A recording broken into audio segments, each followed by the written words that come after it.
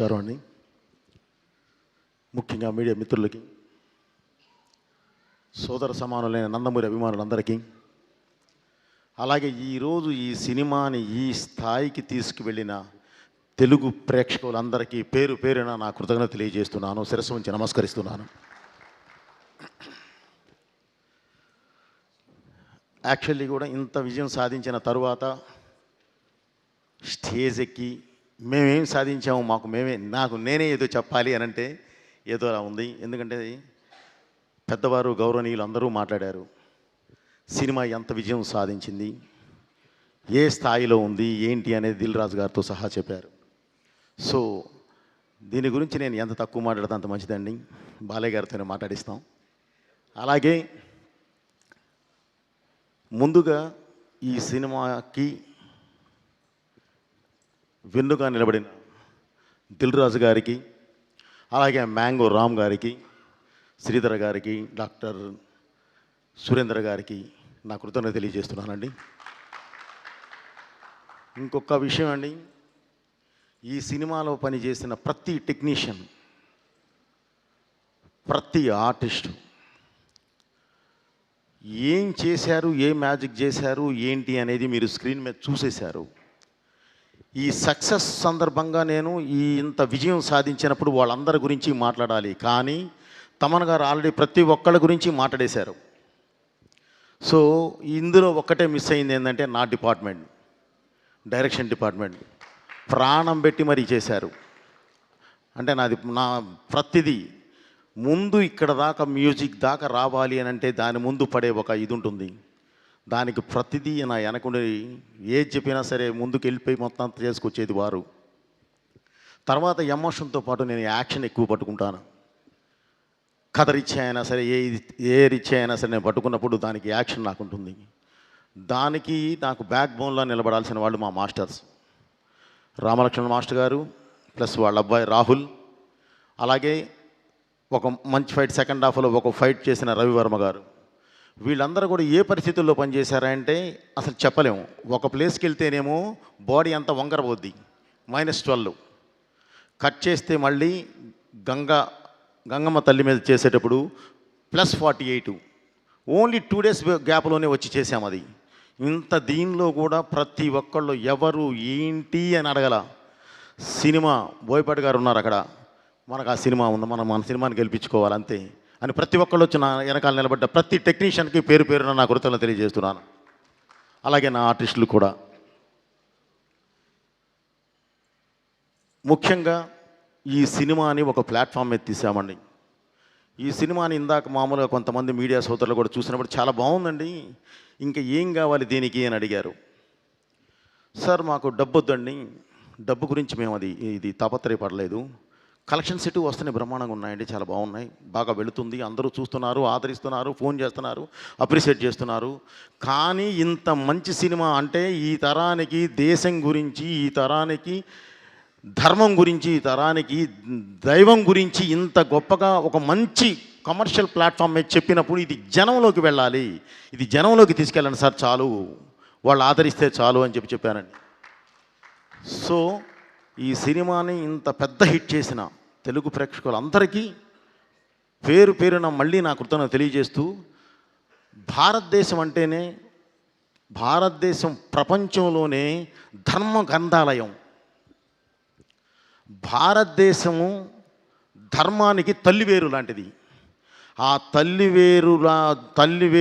వేరుగా పాకి ప్రపంచానికి మొత్తం రూట్ చూపిస్తుంది. దాన్ని నమ్మిన దేశాలన్నీ అద్భుతంగా ఉన్నాయి, నమ్మని దేశాలన్నీ ఇంకోలా అయిపోయినాయి. అలాగే ఈ సినిమాలో నేను ఒక డైలాగ్ చెప్పానండి.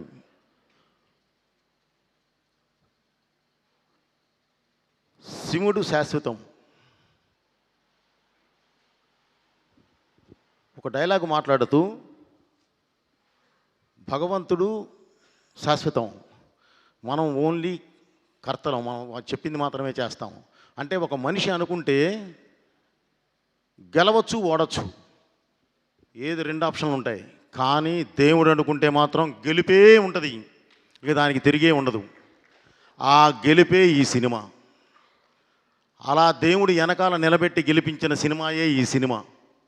అలాంటి సినిమా మీ ముందుకు తీసుకొచ్చేయి అంటే దేవుడు సంకల్పం అది.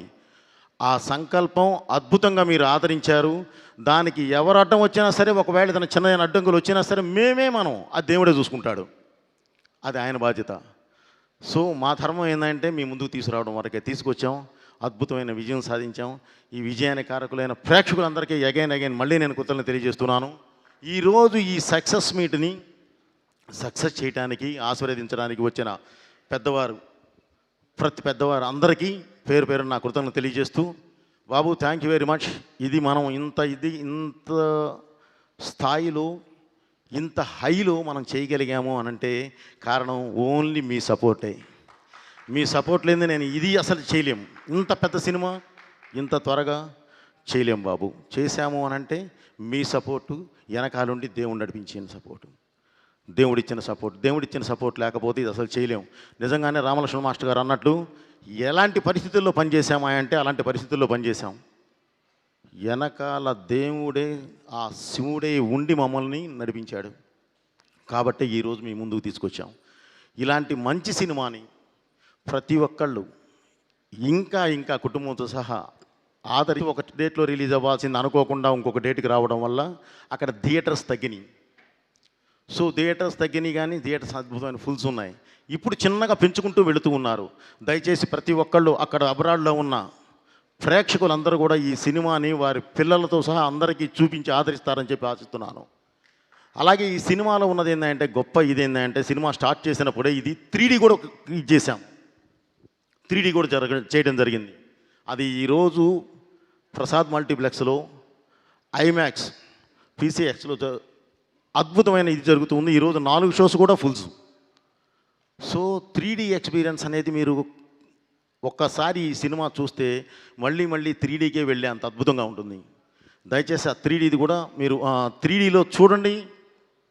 అభిమానులందరూ 3Dలో చూడండి. మీకు అసలు మీరు కొత్త లోకాన్ని చూస్తారు. Okay brother, thank you very much. Thaman గారు, మన జర్నీ ఎప్పుడు ఇలాగే ఉండాలి.